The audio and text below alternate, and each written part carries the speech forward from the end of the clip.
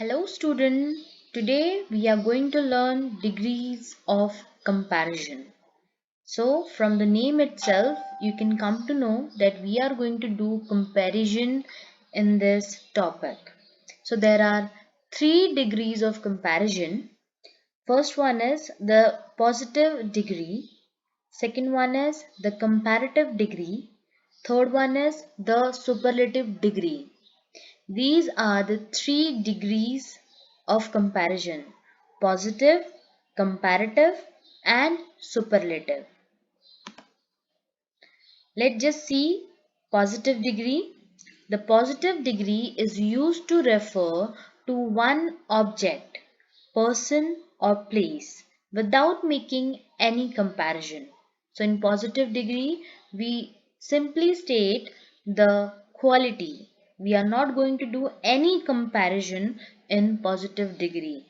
Let's just see the example. She has a big house. Now, how the house is? The house quality is that it is big in size. Okay, so this is the quality and there would be no change because there is no comparison. Next one is comparative degree. Here we are going to compare. In comparative degree, in the second one, first there is no change. In comparative degree, we will compare two things. As you can see on the screen, there are two houses. So it is used to compare two object, people, or places.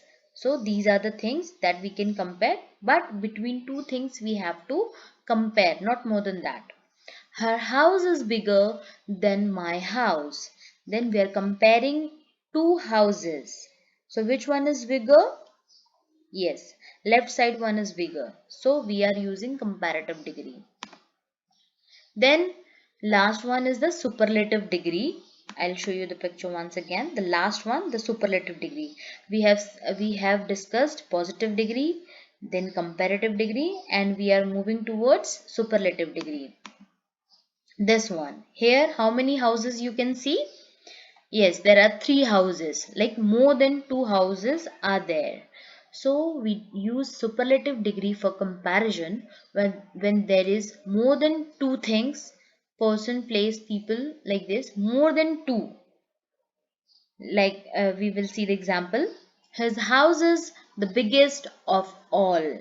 So amongst these all houses, there is one house which is very big, right? So we are comparing this house with other two houses. Okay, there are more than two things, that is why we are using superlative. Now before starting the rules are very simple. Before starting the rules, I want to discuss syllables. Do you know what are syllables? Maybe some of you know this term, but the number of vowels heard in a word equal the number of syllables in a word. So what does it means? Means vowel sound. What is vowel sound? A, E, I, O, U, right? So how many times it is coming in a word, any alphabet is coming in a word, then it will show the syllable sound. Syllable sound is just a beat, okay, kind of beat. So I want now all the students to keep your hand under your chin like this. Little gap should be here, not touch to your chin. Little gap should be there. Keep your hands under your chin. Now we will call one name, that is frog.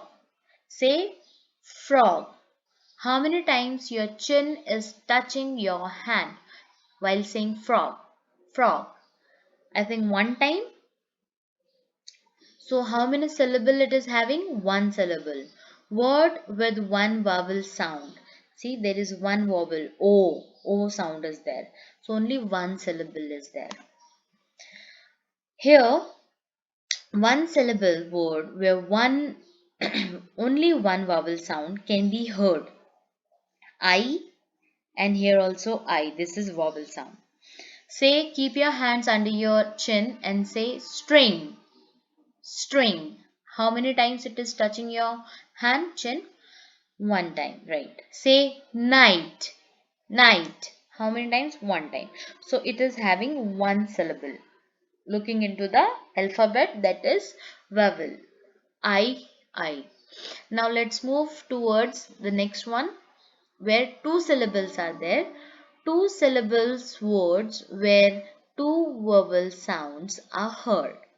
All of you again keep your hands under your chin and say cat. Cat. Now you will tell me how many syllables are there. Okay, two syllables. Correct. Now next one, again we will say, keep your hands under your chin. Tennis. Tennis. How many syllables? Yes, two syllables. As you can see, there are two vowel sounds, E and I. That is why it is breaking the word into two parts. Now this was all about syllables. We will move towards the rules of the degree of comparison. For comparing, we have to use certain rules. We have to follow certain rules. The first one is when the positive ends in E, we add only R and ST to the adjective. Now, adjective is what? Quality. So, the positive one is the quality, that is large. As you can see, it ends with vowel sound, right? It ends with vowel. That is why we will add, while comparing between two things, we will add R. And when we are comparing more than two things, like these three trees, we will use st. Why? Because the quality, the adjective, it is ending with vowel. Okay, this is the first rule. The second one, we add er and est to most one or two syllable words that ends in consonant. Now we have discussed already about syllables. What are syllables? It is breaking the word into parts and it gives the beats. How many times it is going to, and the chin is going to touch your hand. That is how we can identify the syllable. How many syllables are there? All of you tell me in dull how many syllables are there. Okay, one syllable. Very good, very nice. Only one syllable is there. As you can see, one vowel sound is there, word is there. Dull, when it is ending, when this one syllable or two syllable word is ending with consonant. See, this is not vowel, this is consonant. Except vowel sound, whatever the alphabets are there in ABCD, that is called consonant. Okay, so consonant, it ends with consonant. So we are going to add ER when we are comparing between two things, and we will add EST when we are comparing amongst three things, like more than two things. More than, it can be three, it can be four, it can be five, it may be 10 things. So depends. So superlative we use when it is more than two things, comparative when there are two things, and positive is the only quality. We are not going to say touch anything in that. When the positive next rule, when the positive is a word of one syllable that ends in vowel plus consonant, we double the ending consonant and then add er and est. Now we aware about the syllable. Syllable, if one syllable is there, one syllable, as you can see, one vowel word is there, and it ends with a consonant. See, consonant is there, no vowel, only consonant. So we are going to double it. Redder. See, D, we have doubled D and we have used ER because for comparison we use ER in comparative degree. Means between two things when we are comparing we will use ER. And superlative degree, when we are comparing more than two things we use EST. Okay, here red we doubled D, we use er, as in comparative we have to use er, and superlative we have to use est. Then next rule, when the positive ends in consonant plus y, we drop the y and add ier and iest. Here, as we can see, this word is lucky, lucky. But before this vowel, it is ending with consonant. Like I said, consonant means what? Except the vowel sound. Whatever is there, whatever alphabets are left, that is called consonant. So here it is ending with K, but before after K there is Y. If this condition is there, we have to use in comparative. When we are comparing two things, we will change the Y into I, and we will use ER, luckier. Okay, then superlative, in superlative we will change the Y into I, and we will add est. As you students know that in superlative we will use est, and in comparative we will use er.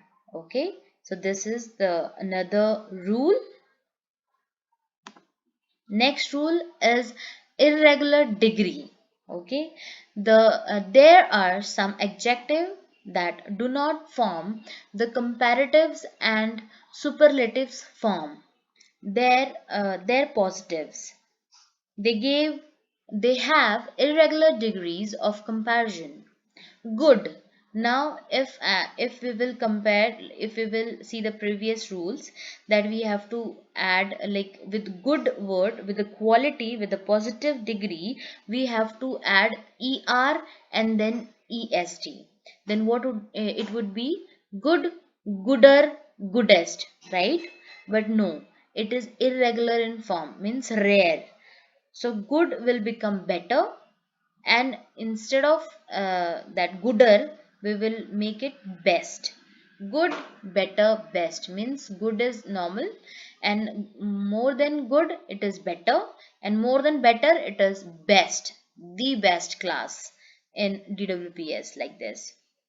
The next rule, when the positive is long, example, is a word of two or more syllables, we add more and most before the adjective to form comparative and superlative degrees. Positive word is useful. Useful is a positive degree. Now tell me student, how many syllables are there? Useful. How many? Yes, correct. Two syllables are there.